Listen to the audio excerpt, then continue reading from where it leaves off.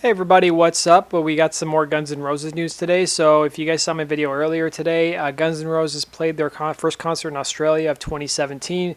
They played in Brisbane, and this was probably the best I've heard Axl's voice on the tour so far, at least from the videos I've watched.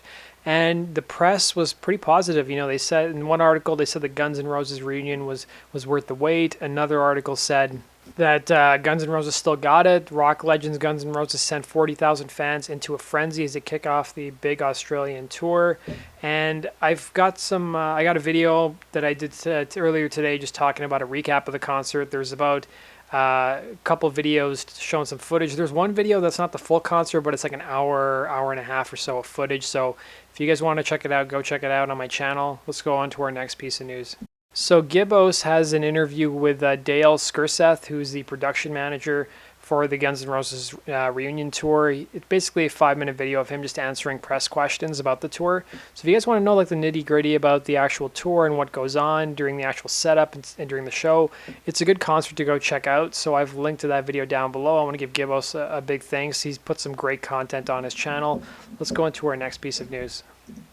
So Tommy Stinson did an interview with Esquire magazine, and in the interview he talked about Axl Rose, and he revealed something we'd previously heard before, is that Axl was not a big fan of his other band, The Replacements.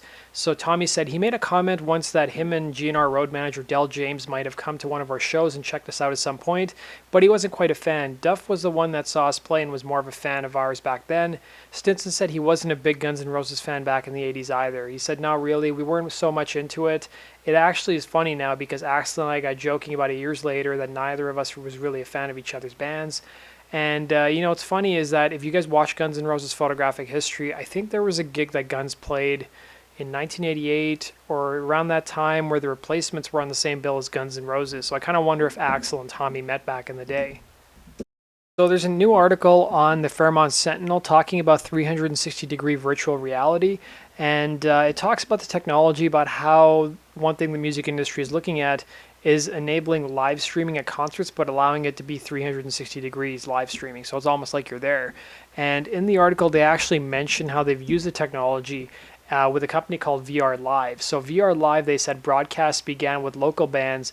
In January, a concert with Slash and Matt Sorum, formerly of Guns N' Roses, was the first major concert to use the technology. And they said then there was a benefit with Billy Gibbons of ZZ Top and Richie Sambor of Bon Jovi. Saxton said, "Once we had that footage, I hit the pavement like a salesman."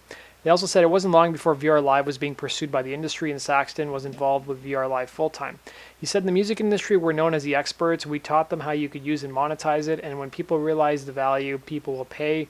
When they held a panel about it, they were the only 3 companies that were up there: CNN, Fox News, and us. So I think that this is something that could be really promising in the future. I kind of wonder how it's going to impact ticket prices and ticket sales and that kind of stuff, and how much bands will tour necessarily. But let me know your thoughts down below. Let's go into our next piece of news.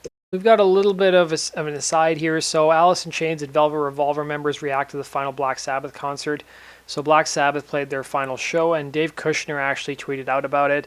As you guys know, Dave Koechner was rumored way back to be involved with the Guns N' Roses reunion, as there was rumors that they were going to use 3 guitarists. And he wrote, "The first record I ever bought with my own money was Sabbath's Paranoid. Changed my life forever. Thank you, Black Sabbath and Ozzy Osbourne." So I thought that was a nice little message. And finally, guys, that does it for our video today. So I hope you guys got your Guns N' Roses fix. That's today's news. Make sure you subscribe for all things related to Guns N' Roses.